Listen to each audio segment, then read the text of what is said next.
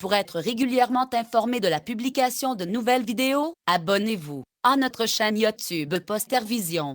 Et là, on va toucher à un sujet très sensible qui est l'hypertension artérielle associée aux troubles du rythme.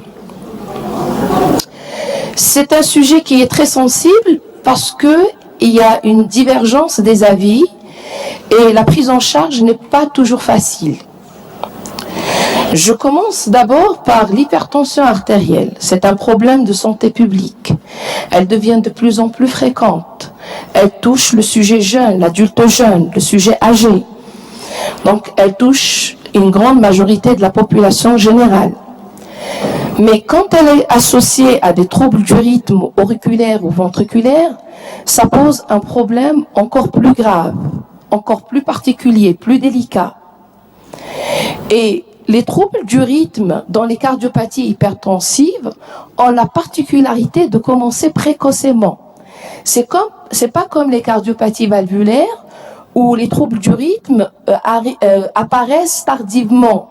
Par exemple, un rétrécissement mitral, la fibrillation auriculaire apparaît au stade de sévérité, au stade opératoire. Mais là, les troubles du rythme, généralement, apparaissent au stade très précoce de la pathologie. Je voulais également insister sur le fait que le mécanisme est multiple et varié. Il y a plusieurs mécanismes qui rentrent en jeu et qui peuvent favoriser le développement des troubles du rythme, que ce soit à l'étage auriculaire ou bien à l'étage ventriculaire. Et enfin, la prise en charge, elle est particulière, elle est très délicate et vous allez voir qu'on va avoir beaucoup de problèmes pour prendre une décision. Faut-il donner un traitement ou pas et selon les cas. Alors, commençons d'abord par l'épidémiologie. L'hypertension artérielle. C'est un facteur donc de risque cardiovasculaire, mais qui participe au développement de la fibrillation auriculaire et 14% de la fibrillation auriculaire dans la population générale est liée à l'hypertension artérielle. Il faut savoir également que l'hypertension artérielle, malgré le traitement médical, multiplie le risque de l'apparition de la fibrillation auriculaire par 1,73. Ce risque devient de plus en plus important s'il y a une hypertrophie ventriculaire gauche et le risque va être multiplié cette fois-ci par 3. Alors, concernant l'étude de Framingham, on sait que, selon l'étude de Framingham, une augmentation de la masse ventriculaire gauche de 50 grammes par mètre carré augmente le risque de mort subite de 45% chez l'hypertendu âgé de plus de 45 ans. Également, les arythmies ventriculaires non soutenues, qui soient symptomatiques ou non symptomatiques, qui sont fréquentes, complexes, peuvent entraîner une augmentation de la mortalité de 62%. D'où l'intérêt donc de cette question.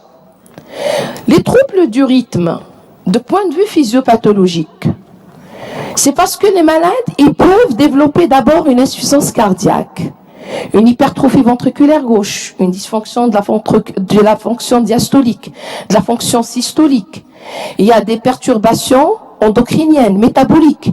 Tous ces éléments-là peuvent participer à l'apparition des troubles du rythme. De même que pour l'insuffisance rénale, qui peut entraîner également des troubles métaboliques. L'insuffisance coronaire avec l'ischémie, la fibrose, ce sont des facteurs qui participent au développement des troubles du rythme. Le traitement antihypertenseur, parfois on ne fait pas attention, on donne des diurétiques non épargnateurs de potassium et se retrouve face à une hypokaliémie et l'hypokaliémie favorise les troubles du rythme chez quelqu'un qui est hypertendu. Et on se retrouve donc à plusieurs mécanismes qui peuvent participer à l'apparition des troubles du rythme, que ce soit à l'étage auriculaire ou bien ventriculaire. De point de vue, donc, l'installation de l'hypertension artérielle. On sait très bien que le système sympathique et le système parasympathique, le système de rénine, angiotensine, aldostérone, les facteurs génétiques, Tous ces facteurs-là peuvent entraîner l'apparition de l'hypertension artérielle. Et l'hypertension artérielle, à son tour, entraîne une dilatation de l'oreillette gauche, entraîne une hyperpression au niveau de l'oreillette gauche, une hypertrophie ventriculaire gauche. Donc, ce remodelage électrique et structurel, plus l'inflammation qui est liée au système rénine-angiotensine-aldostérone, au système sympathique, les facteurs génétiques, tous ces facteurs-là participent à l'installation ou à l'apparition des troubles du rythme auriculaire et ventriculaire. Mais en fait, les troubles du rythme supraventriculaires, tels que la fibrillation auriculaire et le flotteur auriculaire, sont les plus fréquents. Heureusement, sont les moins graves. Mais par ordre de gravité, il y a qui est plus grave. Il y a les troubles du rythme ventriculaires, tels que les tachycardies ventriculaires soutenues et non soutenues. Et au sommet de la gravité, c'est la mort subite et c'est la fibrillation ventriculaire. De point de vue mécanisme, c'est surtout l'allongement des périodes réfractaires, du potentiel d'action. C'est surtout également la diminution des vitesses de conduction.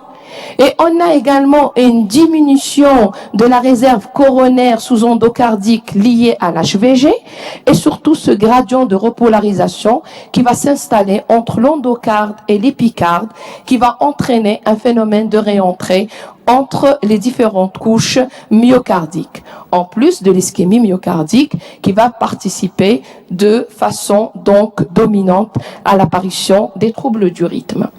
Maintenant, si vous avez quelqu'un hypertendu, vous voulez savoir est-ce que ce patient va développer un trouble du rythme ou pas. Vous voyez si il a une dysfonction ventriculaire gauche, systolique ou diastolique, bien sûr à l'échocardiographie. Ou bien, vous voyez s'il a une hypertrophie ventriculaire gauche, électriquement et échocardiographiquement. S'il y a une dilatation du VG à l'échocardiographie, s'il y a une ischémie myocardique qui se rajoutait, s'il y a une hyperactivité sympathique et s'il y a une modification circadienne de la pression artérielle et également les anomalies métaboliques.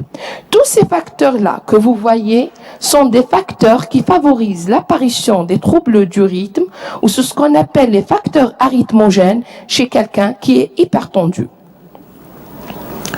Alors, comment on va identifier l'arythmie? On peut identifier l'arythmie si le malade il vient consulter parce qu'il a des palpitations, ou peut-être parce qu'il a syncopé, il a perdu connaissance, ou parfois même la dyspnée, parce qu'on a vu que des malades qui viennent pour une dyspnée, on fait le Holter, ECG, et on trouve que la dyspnée est concomitante avec des tachycardies supraventriculaires telles que des FA paroxystiques. Ou bien on peut découvrir les troubles du rythme au stade de complication. C'est un malade qui vient pour un accident vasculaire cérébral. Et on se dit, c'est l'hypertension artérielle. On fait le CG et on tombe sur une fibrillation auriculaire. En fait, c'est l'hypertension artérielle qui a favorisé la fibrillation auriculaire et c'est la fibrillation auriculaire qui a favorisé l'accident vasculaire cérébral. Alors, devant ces situations-là, on doit faire un tracé électrique, un électrocardiogramme de 12 dérivations, qui va nous permettre de voir s'il n'y a pas une hypertrophie auriculaire gauche, s'il n'y a pas une hypertrophie ventriculaire gauche, et s'il n'y a pas des troubles du rythme qui sont en cours, qu'on peut enregistrer. Et on fait également l'échocardiographie. C'est pour évaluer la structure, pour évaluer l'oreillette gauche, le ventricule gauche, l'hypertrophie, la dilatation, la fonction diastolique, la fonction systolique. Et bien entendu, on peut même mesurer la masse ventriculaire gauche.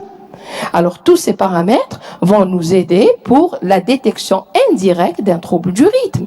Maintenant, si on veut détecter le trouble du rythme, on n'a qu'à demander un ECG Holter de 24 heures ou de 48 heures ou parfois même de 30 jours. Et si c'est négatif, on peut même passer à l'ECG Holter implantable. Merci d'avoir regardé cette vidéo. Abonnez-vous et partagez-la sur Facebook. À très bientôt pour d'autres vidéos.